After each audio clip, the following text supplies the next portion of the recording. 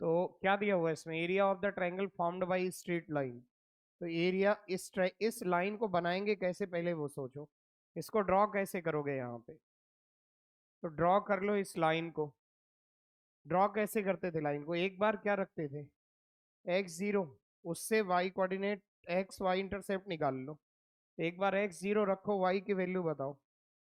Correct, तो यहाँ मैं रख देता हूँ -c/b, ये आ गया -c/b। ठीक है, ठीक है। और एक बार ये कर लो, y0 रख दो और x निकाल लो -c। देखिए ऐसा नहीं कि माइनस का है इसलिए मैं यहाँ रख रहा हूँ, डिपेंड करेगा कि b और c पॉजिटिव है या नेगेटिव है, उस हिसाब से -c मैं यहाँ पे ऐसा लिख देता हूँ। कंफ्यूज मत होना कि नेगेटिव ऊपर क्यों कर दिया। सी ऑप्शन इनका आ रहा है, इन्होंने सॉल्व कर लिया है, तो यहाँ पे -c आ रहा है। अब -c मैंने क्यों रखा है यहाँ पे, क्योंकि मुझे c पता नहीं है। सी पॉजिटिव भी हो सकता है, सी नेगेटिव भी हो सकता है, तो अभी तक पता नहीं कि ये प्लस का है या माइनस का है। तो अपने को रफली रख देना है, मतलब मेरी बात समझ आई क्या। अगर मैं ऐसा रखता हूं तो कई लोग कंफ्यूज हो सकते हैं, तो आपको कंफ्यूजन में नहीं रहना। मुझे भी नहीं पता ये एग्जैक्टली यहाँ होगा यहाँ होगा, क्योंकि मुझे किसकी वैल्यू नहीं पता है, सी की वैल्यू, उसके साइन पे डिपेंड करेगा ये सारा। तो ये बन गई आपकी स्ट्रेट लाइन।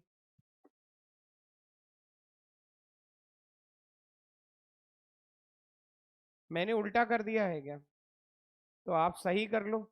ये आ गया और यहाँ -c कर लो। अच्छा ये आएगा y0 रख के। हाँ ठीक है। अब आप बताओ जरा इसका एरिया का फॉर्मूला कैसे लगाओगे। हाफ करके लगा दो, तो आपको दिया हुआ हाफ एरिया है तो मॉडुलस आ जाएगा। ठीक है, -c/b, और ये वैल्यू कितनी आ रही है, देखो कितना दिया हुआ है एरिया, 48 स्क्वायर यूनिट, तो 48 दिया हुआ है ये। तो सी स्क्वायर आ गया आपका 96 टाइम बी आ जाएगा। अच्छा चाहिए क्या है इस क्वेश्चन में, बी और सी चाहिए, तो अननोन कितने हैं, और एक इक्वेशन मिल गई, एक इक्वेशन और चाहिए। वो इक्वेशन बताओ कहाँ से आएगी। वो एक और दिया हुआ है वहां पे दिया हुआ है perpendicular drawn from the origin to the line. तो यहाँ से यहाँ तक परपेंडिकुलर दिया हुआ है, कितना है ये, 45 है, और इसका एंगल, अच्छा इस परपेंडिकुलर का एंगल 45 है, तो मैंने ये लाइन गलत ड्रॉ की है। ये लाइन कहाँ होनी चाहिए, करेक्ट।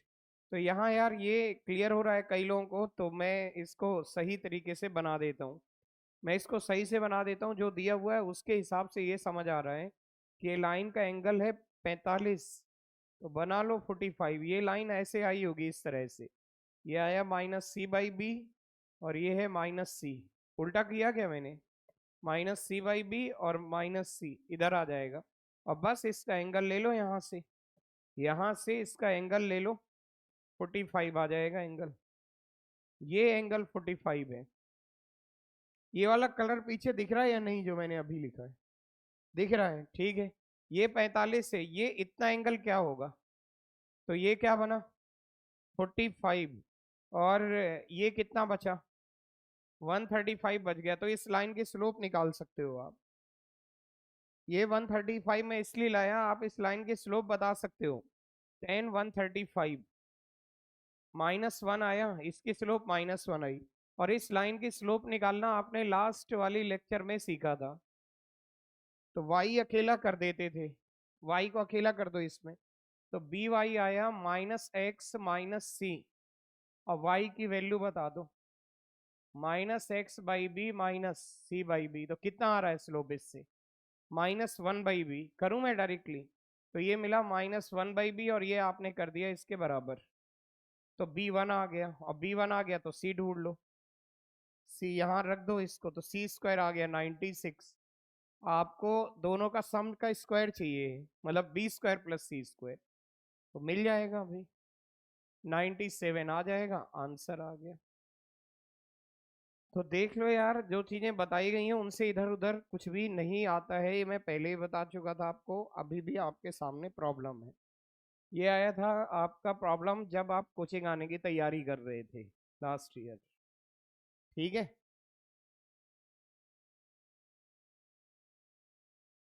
ओरिएंटेशन हुआ था उस दिन, ठीक है, तो बस कर लो। हाँ बताइए कहाँ कंफ्यूजन है, ये कैसे आ गया। कौन सा वाला?